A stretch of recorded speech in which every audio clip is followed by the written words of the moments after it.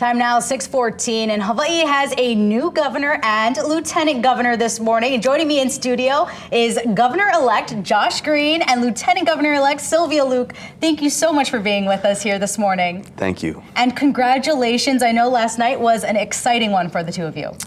Yeah, it was wonderful. People were so supportive, and we can't thank the state enough. It's an amazing feeling. It is such an honor and a privilege, and even from last night, we just think it was just so awesome and surreal. And as looking ahead, looking towards the future, as you guys enter these new roles, what do you feel is the biggest challenge you face as governor? We'll start with you, Josh, and then the same question for you, Slyvia, after that. I would say that the biggest challenge is restoring confidence and hope in government. Although we will do it quickly, we are close friends, we're a great team, and we're optimistic and energetic. But it still takes work, and I think people, not just in Hawaii, but across the country, have had some doubts about government and about servants in public office. But we will bring that trust to people, and I think they'll see action very quickly. We intend to be more than active out of the gate. We're going to push hard and charge into the challenges Hawaii has. I think that will show people what this team's going to be like.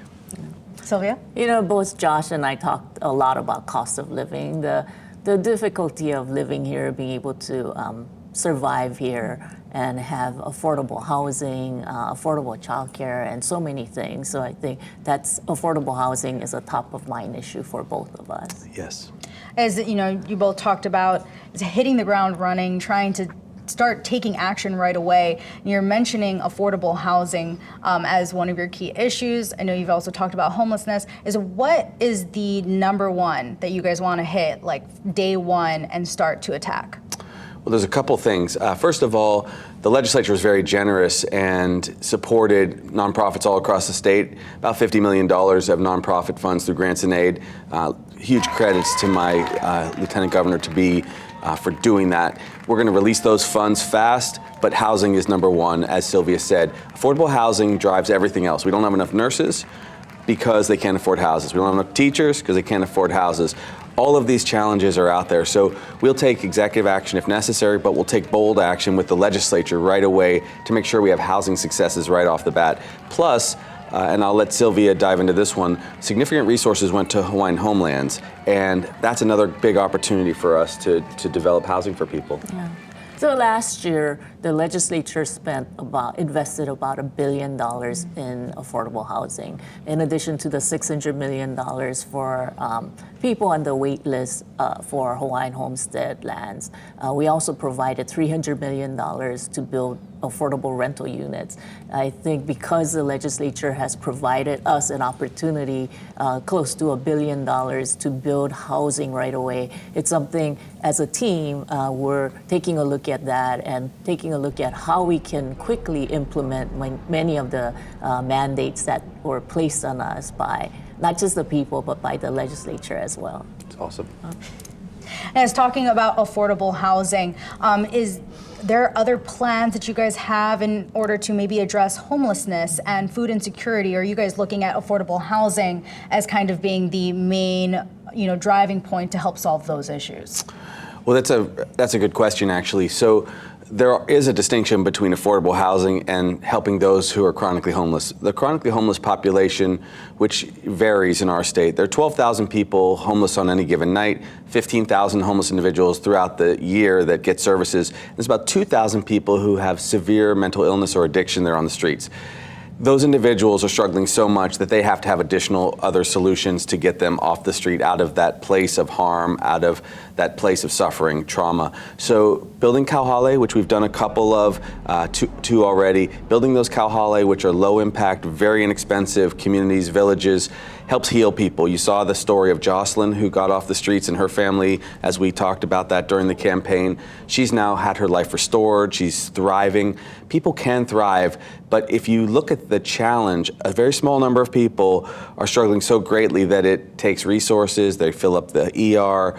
It just doesn't work for society. So kauhale, social services, mental health care on the streets, rebuilding that system, while we create these thousands and thousands of housing units because of the resources that Slyvia was able to kind of lead the way and bring to us, that combo is going to help Hawaii.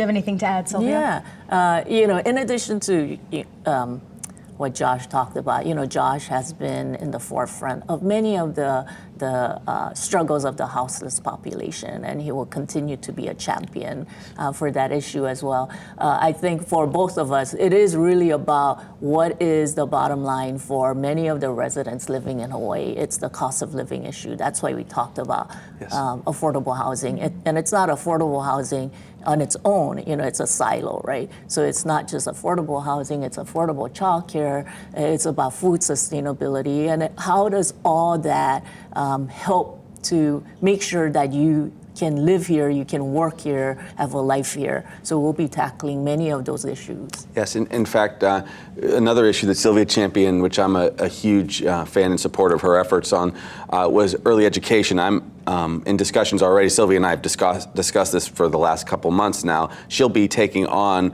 pre-K education. So imagine that, the 36,000 or so young 3- and 4-year-olds now in families that have to otherwise work several jobs or have to stay at home and take care of those kids.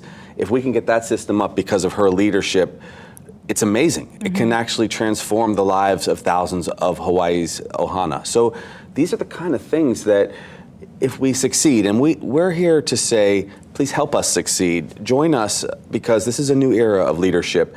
Help us if you are in these disciplines. Help reach a hand out to your neighbor if they're also struggling. Help us to succeed in these first couple years, because everyone will benefit if we do that. But look for my Lieutenant Governor to be a full partner. Awesome. And I have one more question for you, Josh. Who are you planning or is hoping to have on your cabinet to help you accomplish all of these things along with Sylvia? Well, my criteria, which I've established with our senior advisors who are now the transition team, is they have to be people of great heart. They have to care deeply about others. They will be brilliant people also, but caring is going to be the #1 quality for them. We have a system set up. We will announce a website later this morning so that people can apply for jobs, because we also want it to be an open way for people to ask to serve.